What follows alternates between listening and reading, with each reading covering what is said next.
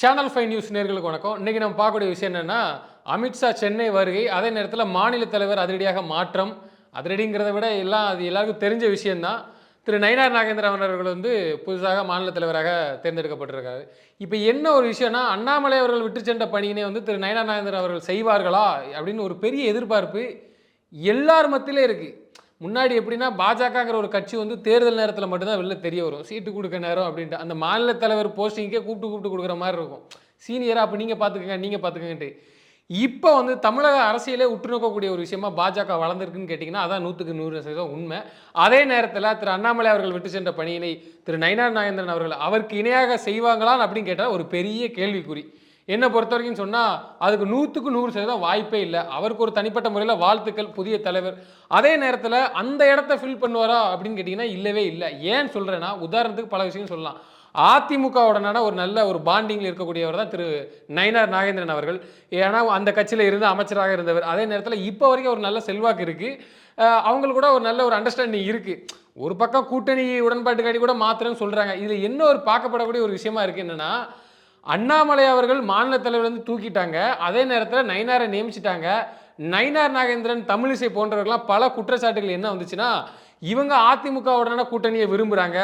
ஏன்னா அவங்க ஒரு ஃபேஸ் தெரிஞ்ச முகங்கள் மட்டும் குறிப்பிட்ட ஒரு 4-5 சீட்டு எம்எல்ஏ சீட்டு கிடைச்சா போதும், இதை நம்ம தக்க வைக்கணும். அதாவது எம்எல்ஏ சீட்டு அவங்களுக்கு எதுக்கு வேணும்னா, அதிமுகவுடனான கூட்டணி இருந்தால் தான் நம்ம ஜெயிக்க முடியும். அதை நம்புறது யாருன்னா திரு நயினார் நாகேந்திரன், தமிழிசை போன்றவர்கள். ஏன்னா அது குறித்த குற்றச்சாட்டு பல விமர்சகர்கள், அரசியல் விமர்சகர்கள் எல்லாருமே பேசினாங்க. அவங்களுக்கு என்னப்பா, அவங்க அதிமுகவுடனான விரும்புறது காரணம் என்னன்னா, ஏன்னா அண்ணாமலை அவர்கள் நேர் ஆப்போசிட். வேண்டானா வேண்டாம், அவர் எதுக்கு அந்த முடிவை எடுத்தாங்கிறத நம்ம தொடர்ச்சியாக பார்க்கலாம். இதில் நயினார் நாகேந்திரன் அவர்கள், தமிழிசை போன்றவர்கள் இதை விரும்பினாங்க. அதிமுக கூட்டணி வேணும். இதுக்கு என்ன காரணம்னா, கட்சி வளருதோ இல்லையோ, பாஜக தமிழ்நாட்டில் வளருதோ இல்லையோ, அவங்களுக்கு ஒரு சீட்டு, எங்களுக்கு ஒரு சீட்டு கிடைச்சிட்டு நாங்கள் ஜெயிச்சிட்டோம். எப்படி விசிக திமுகவில் இருக்கிறப்ப விசிக ஜெயிக்குதோ, விசிக திமுகவில் இருந்தால் தான் திமுகவுக்கும் லாபம், விசிகாவுக்கும் லாபங்கிற மாதிரி திரு நயினார் நாகேந்திரன் அவர்கள், வானதி சீனிவாசன் அவர்கள், தமிழிசை போன்றவர்கள்லாம் அந்த கெஸ்ஸிங்லாம் பேசினாங்கன்னு சொல்லி பல்வேறு குற்றச்சாட்டுகள். இதுக்கு அவங்க அதிமுக கூட போன ஆசைப்படுறாங்க அப்படின்ட்டு. அதே நேரத்தில் அண்ணாமலை அவர்கள் ஏன் அதை வேண்டான்னு நின்னாங்களா, ஒரே புள்ளியில் நின்ன காரணம் என்னன்னா, அதிமுகவுடனான கூட்டணி கடந்த நாடாளுமன்றத்தில் உங்களுக்கே தெரியும். அதை தனிச்சு தான் நின்னாங்க திரு அண்ணாமலை அவர்கள். எதுக்குன்னா, அப்படி நின்று அந்த 18% வாக்கை பெற்றுட்டோம். அந்த 18% வாக்கு ஒன்று நேரடியாக பிஜேபி, அமித்ஷா, மோடி அவர்களையும் போட்டதெல்லாம் கிடையாது. பற்று இருக்கு, மோடி மேலே ஒரு பற்று இருக்கு, ஆர்வம் இருக்கு, ஒரு பாரதங்கிற ஒரு கான்செப்டில் வராங்க எல்லாரும், அதெல்லாம் அதில் மாற்றுக்கிறது இல்லை இருக்கு. அதை தாண்டி 100% திரு அண்ணாமலை அவர்களை நம்பி தான் போட்டாங்கன்னு கேட்டிங்கன்னா அதான் உண்மையும் கூட. ஏன்னா அவர்களது பர்ஃபார்மன்ஸ் அப்படி இருந்துச்சு, தமிழ்நாட்டில் பேசப்படக்கூடிய விஷயமாகவும் இருந்துச்சு. இந்த நிலையில தான் என்னன்னா, அவர் ஏன் வேண்டாம்னாருன்னா, இவ்வளோ தூரம் நம்ம வந்துட்டோம். அதாவது அதிமுக விமர்சிச்சுட்டாங்க, நேரடியாக விமர்சிச்சிட்டாங்க. நீங்கள் மட்டும் என்ன ரொம்ப யோக்கியமா அப்படின்னு விமர்சிச்சாச்சு. சரி, அதை தாண்டி ஓகே வந்துட்டோம்.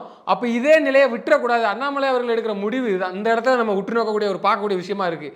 இவ்வளோ முயற்சி பண்ணி தனிச்சு நின்று நாடாளுமன்றத்தை சந்திச்சு அதிமுக டெபாசிட் இலக்க வச்சுட்டோம்.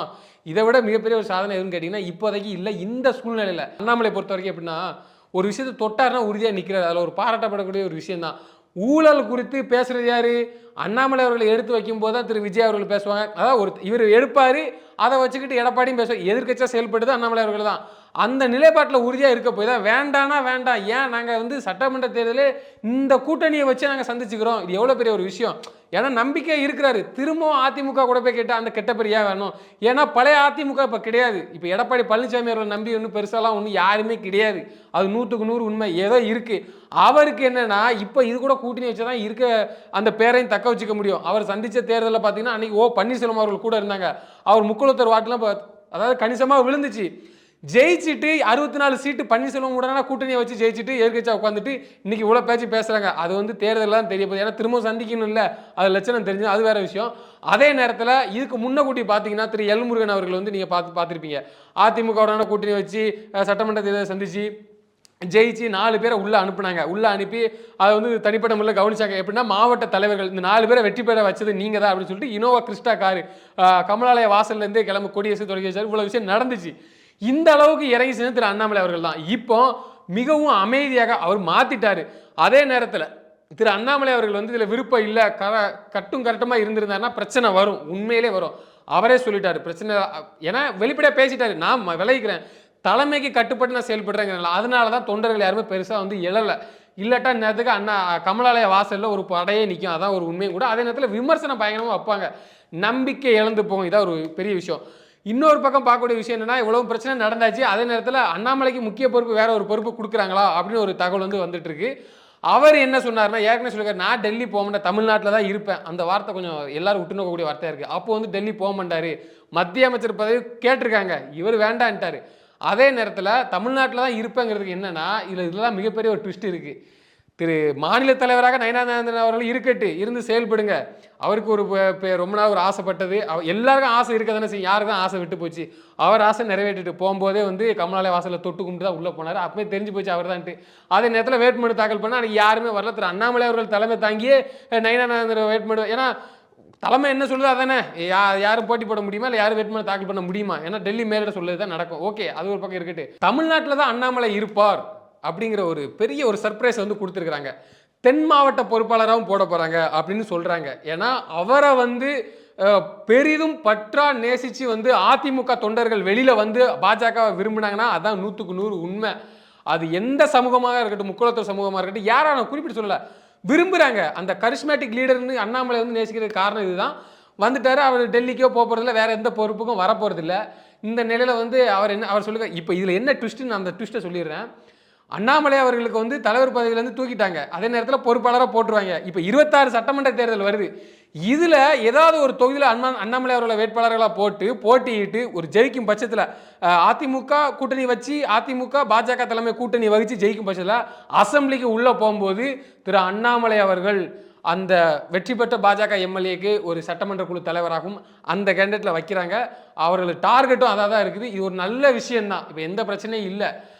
மாநில தலைவர் தான் சிஎம் கேண்டிடேட்டுக்கு நிற்பாரா, பாஜக ஒருவேளை ஆட்சி பிடிக்கும் பட்சத்தில் அப்படிங்கன்னா அப்படி கிடையவே கிடையாது. ஏன்னா இங்கே வந்து அப்படி ஒரு விஷயம் இருக்குது. எப்படி எடியூரப்பா, கர்நாடகாவில் இருந்த எடியூரப்பா வந்து எப்படி அதாவது பாஜகவில் மட்டும்தான் அந்த ஒரு கான்செப்ட் உண்டு. ஒரு குறிப்பிட்ட வயசுக்கு அப்புறம் ரிட்டையர்மெண்ட்.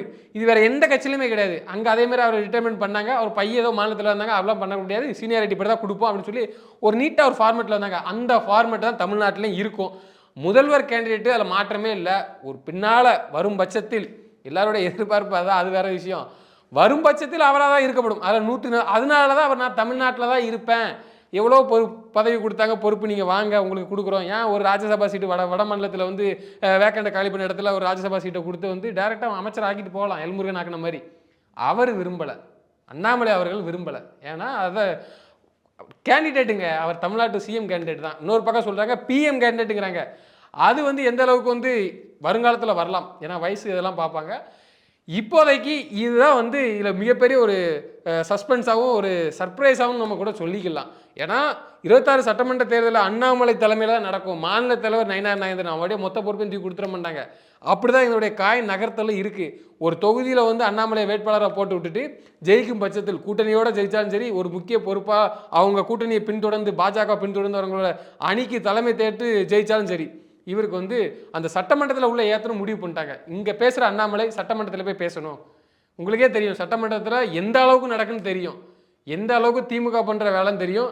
என்னமோ வந்து ஸ்டாலின் அவர்கள் வந்து நம்ம தான் பேசுகிறோம், நல்லா ஸ்பீச் பண்ணுறோம், எதிர்கட்சியை ஓட விடுறோம் அப்படிங்கிற நினப்பில் அவங்க பேசுகிறாங்க. இருக்கட்டு, அம்மையார் இருக்கும்போது பேச முடியாது, அது வேறு விஷயம். அந்த நிலையை இப்போ வரைக்கும் யாரும் கொண்டு வந்தாங்கன்னு கேட்டிங்கன்னா இல்லை. 64 சீட்டு வச்சுருக்க எடப்பாடி பழனிசாமியை கொண்டு வரல. அதான் 100க்கு 100 உண்மை. அந்த இடத்துல அண்ணாமலை உள்ளே போகும் பட்சத்தில் அது கள நிலவரம் எப்படி மாறும் அப்படிங்கிறது ஒரு பெரிய கேள்விக்குறி. ரொம்ப சுவாரஸ்யமாக இருக்கும். அந்த டார்கெட்டில் தான் அண்ணாமலைக்கு 26 சீட்டு சட்டமன்ற உறுப்பினராக ஒரு தொகுதியை கொடுத்து உள்ளே போகும் பட்சத்தில் அந்த சட்டமன்ற குழு தலைவராக வருவார். கூட்டணி ஆட்சி அமைக்கும் பட்சத்தில் கூட்டணியிலே அமைச்சர் பதவி கூட வரலாம், துணை முதல்வராக கூட ஆகலாம். அதனால் வந்து வரக்கூடிய தேர்தலில் தெரிய வரும். பயப்படுற மாதிரி ஒன்றும் இல்லை. எல்லாருடைய ஆதங்கம் என்னென்னா, அண்ணாமலை அவர்கள் மாற்றப்படுகிறார், ரொம்ப கஷ்டமாக இருந்துச்சு, எல்லாத்துக்குமே இருந்துச்சு. நல்ல பர்ஃபார்மன்ஸ் யாராக இருக்கட்டும், அங்கே திமுக இருக்கட்டும், அதிமுக இருக்கட்டும், பாஜக இருக்கட்டும், களத்தில் திமுகவை எதிர்த்து ஒரு ஆள் தேவைன்னா தேவை தான். இன்றைக்கி இருக்க சூழ்நிலை அதுதான். இது ஒரு யதார்த்தமான உண்மை. எங்களுக்கு ஆளுங்கட்சி திமுக பண்ணுற வேலை போல அப்படி இருக்குது. அப்போ அவங்கள எதிர்க்க ஒரு ஆள் வேணும்னா வேணாம். அந்த இடத்துக்கு போட்டி இருக்குது. சீமான் அவர்கள் போட்டி போட, அண்ணாமலை அவர்கள் போட்டி போட. ஆனால் அதில் பெஸ்ட் பர்ஃபார்மன்ஸ் பார்த்தீங்கன்னா அண்ணாமலை அவர்கள். இது தான் மக்கள்கிட்ட எல்லாருக்கும் அவன் மனசில் பதிஞ்ச ஒரு விஷயமே. அதுக்காக தான் அண்ணாமலை அவர்களை வந்து அப்படி வந்து நேசிக்கிறாங்க, விரும்பக்கூடிய ஒரு தலைவராக இருக்கிறாங்க. ஒரு நேர்மையான தலைவருங்க, சொல்லப்போனால் அழகாக செயல்படுறாரு. அதில் எந்தவித மாற்று கருத்து கிடையாது. இப்படி இருக்கும் பட்சத்தில் இவரை எங்கேயும் அனுப்ப மாட்டாங்க, எங்கேயும் மாற்ற மாட்டாங்க. தமிழ்நாட்டில் தான் இருப்பார். மாநில தலைவராக இல்லாமல் இருக்கலாம். வருங்காலத்தில் அந்த நான் சொன்ன மாதிரி அந்த ஃபார்மேட்டில் தான் உள்ளே போகும். எனவே கள சூழ்நிலை இப்போதைக்கு இப்படி தான் போயிட்டுருக்கு. இதான் 100க்கு 100 உண்மை. அதிமுகவுடனான கூட்டணி, அவரை சந்திச்சார், இவரை செஞ்சார், அமித்ஷா வந்தார், பார்த்தார், யாரை வேணால் என்ன வேணால் செஞ்சுட்டு போட்டு. இங்கே பிளான் இதுதான். தூக்குனவர் ஆள் கிடையாது. யார் செயல்படுவா, எப்படி அது ரன் ஆகும், எப்படி மூவ்மெண்ட் இருக்குன்னு சொல்லுங்கள். அப்படி ஒரு பெரிய கேள்விக்குறி. இந்த மாதிரி விஷயத்தை வந்து யாரும் விட்டு கொடுக்க மாட்டாங்க. பானை நிறைய நெய் இருக்காத கல்லை கொண்டு உடைச்சா இப்போ அப்படி தான் இருக்குது. அதனால் வந்து மாநில தலைவர் மாற்றிட்டா தான் வந்து அண்ணாமலை வேறு போஸ்ட் கொடுத்து டம்மி ஆக்கிடுவாங்களா, உட்கார வச்சுருவாங்க, அவர் செயல்பட முடியாது. அப்படிலாம் கிடையவே கிடையாது. 26 தேர்தல் வந்து முழுக்க முழுக்க அண்ணாமலையின் தலைமையின் கீழ் தான் நடக்கும். அவர் வகுத்த பிளான் படி தான் நடக்கும். அந்த பிளான் தான் டெல்லிக்கு செல்லும். டெல்லி அதை பர்மிஷன் கொடுத்து அதுபடி தான் நடக்குங்கிறதா 100க்கு 100 உண்மை. அப்படி இல்லாத பட்சத்தில் அது வந்து ரொம்ப போர் அடிச்சிடும். விரும்ப மாட்டாங்க, மக்கள் விரும்ப மாட்டாங்கிறதா ஒரு 100க்கு 100 உண்மை. எனவே வரக்கூடிய தேர்தலில் தெரிய வரும்.